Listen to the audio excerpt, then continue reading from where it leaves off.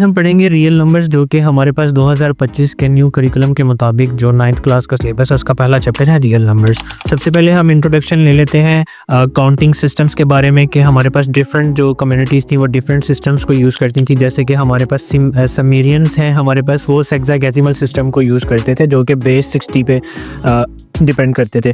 फिर है ये काउंटिंग के लिए डिफरेंट शेप्स को इस्तेमाल करते थे, स्मॉल कौन होगी, बीट्स, लार्ज कौन, इस तरीके के डिफरेंट शेप्स थी जो ये इस्तेमाल करते थे। फिर थे इजिप्शियंस, ये बेस 10 जैसे कि डेसिमल सिस्टम को यूज़ करते थे काउंटिंग पर्पसेस के लिए, और ये भी डिफरेंट सिंबल्स यूज़ करते थे जिससे ये अपनी काउंटिंग को डिनोट करते थे कि जैसे कि 1 है उसके लिए ये सिंबल था 10 है, एंड 10 के लिए ये उल्टा यू इस्तेमाल करते थे। तो ये डिफरेंट सिंबल्स थे जो इजिप्शियंस यूज़ करते थे काउंटिंग पर्पसेस के लिए। फिर आते हैं रोमन्स का अपना न्यूमेरल सिस्टम्स था जिनके ऊपर 7 लेटर्स थे, और 7 लेटर्स जो थे वो हर एक लेटर जो था वो डिफरेंट लेटर को शो करता था। जैसे कि ये आई है हमारे पास, वो 1 को शो करता था, V 5 को, X 10 को, L 50 को, C 100 को, D जो है वो 500 को, M जो है वो 1000 नंबर्स को शो करता था। फिर आते हैं इंडियंस वो वाहिद थे जिन्होंने फर्स्ट टाइम ज़ीरोस का कॉन्सेप्ट यूज़ किया, या अगर हम ये भी कहें कि जो ज़ीरो का कॉन्सेप्ट है वो बेसिकली एट्रीब्यूटेड टू इंडियंस है, क्योंकि इन्होंने ये इन्वेंट किया था ज़ीरो का कॉन्सेप्ट। इन्होंने भी डेसिमल सिस्टम को यूज़ किया बेस 10 को काउंटिंग पर्पसेस के लिए। फिर आते हैं हमारे पास अरब्स, जो कि इन्होंने अपना अरबिक न्यूमेरल्स यूज़ किए। हमारे पास जो मोहम्मद इब्न मूसा अल ख्वारिज़मी है वो हमारे पास फर्स्ट साइंटिस्ट थे, फर्स्ट मैथमेटिशियन थे जिन्होंने अलजेब्रा इंट्रोड्यूस किया था। फिर आते हैं हमारे पास लास्ट में मॉडर्न एरा, जो कि अभी प्रेजेंट यूज़ हो रहे हैं। हमारे पास डिफरेंट सिस्टम्स, नंबर सिस्टम्स हैं जिनको यूज़ करते हैं, जैसे कि बाइनरी, बेस 2 आ गया। फिर हमारे पास हेक्साडेसिमल है जिसमें बेस 16 आ जाती है।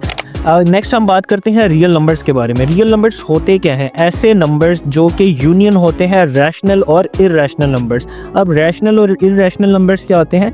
पहले हम रैशनल नंबर्स के बारे में बात करते हैं। रैशनल नंबर्स ऐसे नंबर्स हैं जिनको हम P/Q की फॉर्म में लिख सकते हैं। P/Q की फॉर्म से मुराद जिसको हम एज अ फ्रैक्शन या एज अ न्यूमरेटर और डिनोमिनेटर की टर्म्स में लिखते हैं। लेकिन इसमें शर्त ये है कि हमारे पास Q जो है वो इज़ नॉट इक्वल्स टू 0 होना चाहिए, बिकॉज अगर हमारे पास लेट्स से Q 0 आ जाता है तो उसकी वजह से वो 0 की हमारे पास कोई अभी फाइनाइट वैल्यू नहीं है, तो दैट्स वाई वो 0 हमें उस टर्म को इनफाइनाइट कर देता। सो दैट्स वाई Q जो है वो 0 नहीं होना चाहिए। रैशनल नंबर्स को Q के साथ रिप्रेजेंट किया जाता है।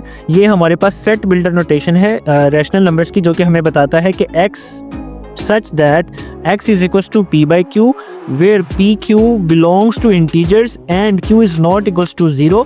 ये हमारे पास रैशनल नंबर्स की डेफिनेशन आ जाती है। फिर है इर्रेशनल नंबर्स।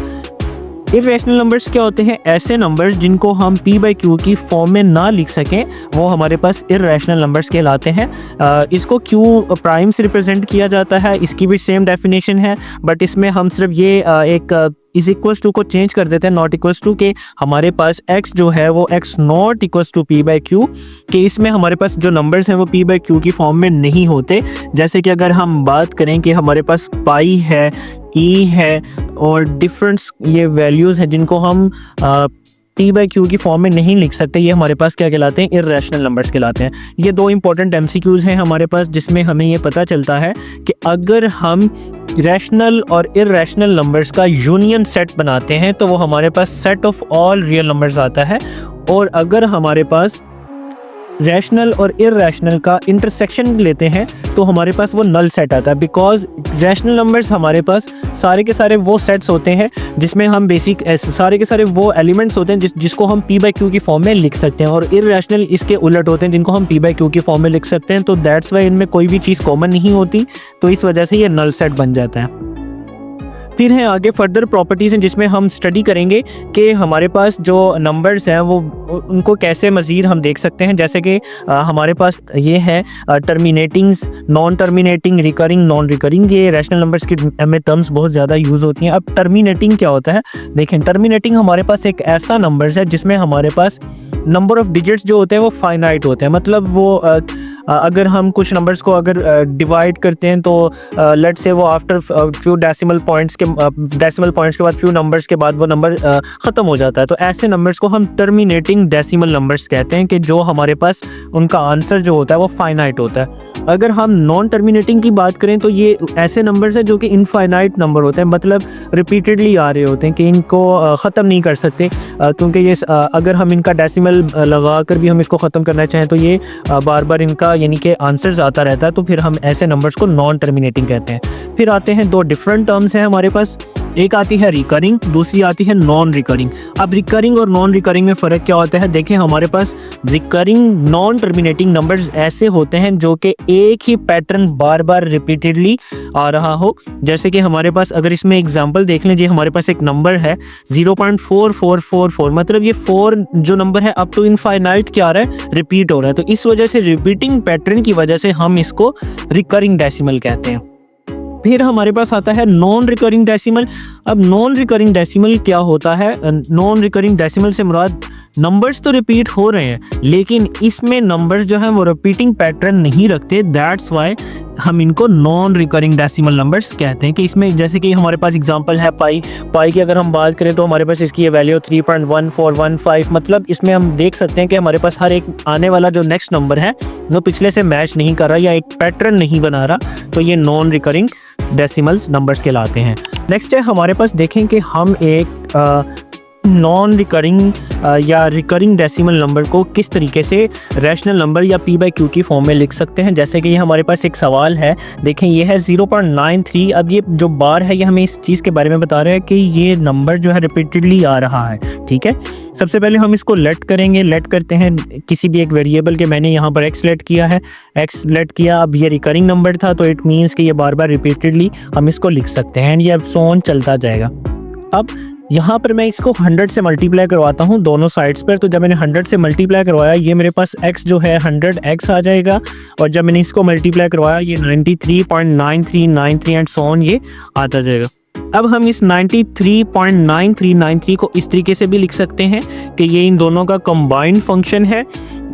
जैसे कि हम अगर बात करें कि 2 को हम 1 + 1 लिखते हैं, इसी तरीके से हम 93.9393 को इस तरीके से दो डिफरेंट नंबर्स लेट कर सकते हैं।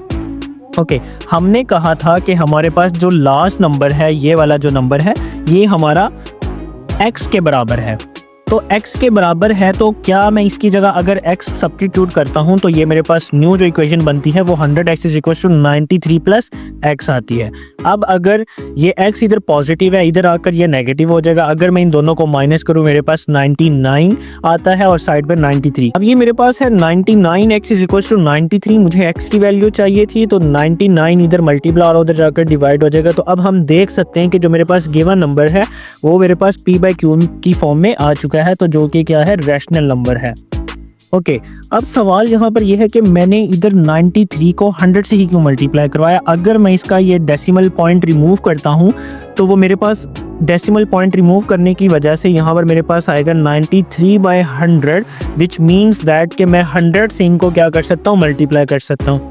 इसी तरीके से मेरे पास अगर कोई और नंबर आ जाता है जिसके बाद 3 डेसिमल नंबर्स आ रहे हैं डेसिमल पॉइंट के बाद, तो मैं उसका अगर पॉइंट ख़त्म करता हूँ तो मुझे 1000 आता है, तो 1000 से मैं ऐसे सवालों को मल्टीप्लाई करूँगा। तो इस तरीके का अगर कोई सा भी सवाल आ जाए तो वो इस मेथड से सोल्व किया जा सकता है। नेक्स्ट है हमारे पास प्रॉपर्टीज़ ऑफ रियल नंबर्स। हमारे पास प्रॉपर्टीज़ दो तरह की बेस्ड हैं, जैसे कि एक एडिटिव है और दूसरी क्या है, मल्टीप्लिकेटिव है।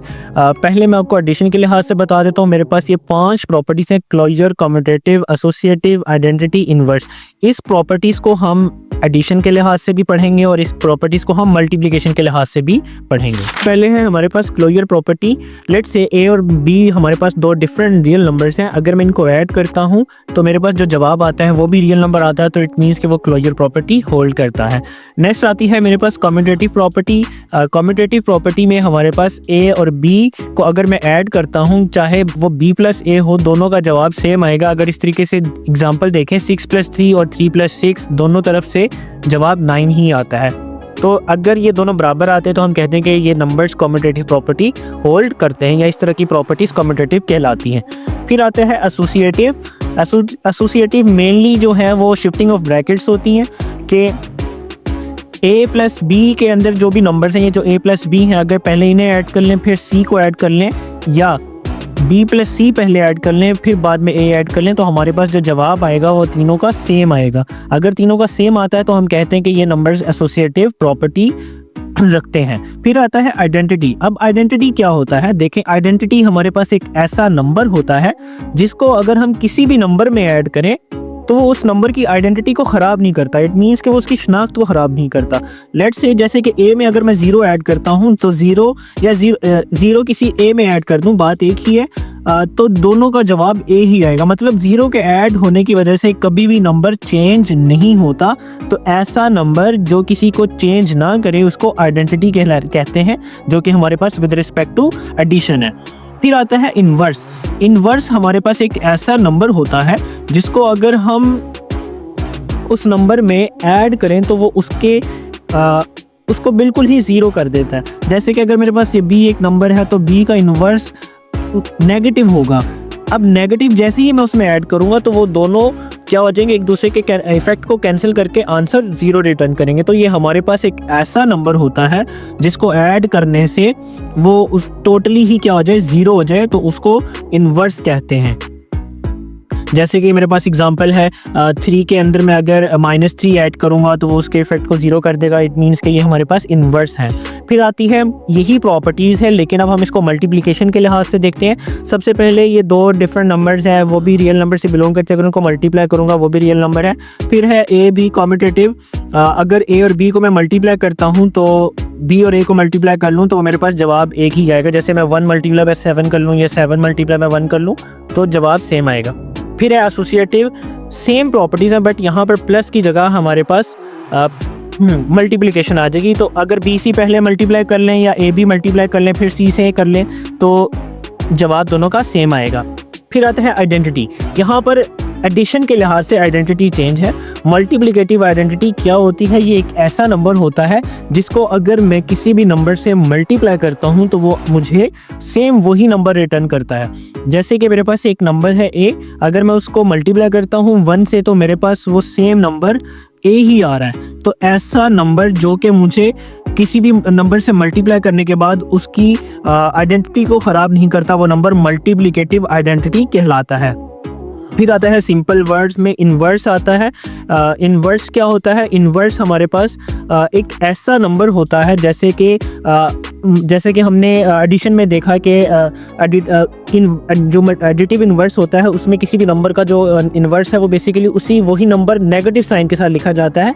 मतलब एडिशन का जो इन्वर्स होता है वो सब्ट्रैक्शन होता है, ठीक है। और जब हम बात करें इन्वर्स मल्टीप्लिकेशन के लिहाज से तो वो उसकी डिवीजन होगी।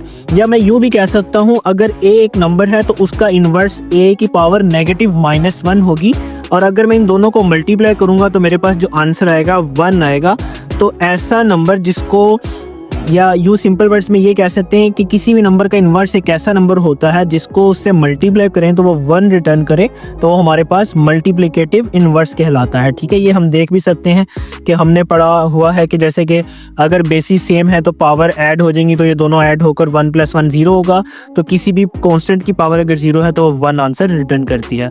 ये इंपॉर्टेंट बात है कि 0 जो है वो रियल नंबर से बिलोंग करता है, और एक बात ये कि 0 का कोई मल्टीप्लिकेटिव इन्वर्स नहीं होता।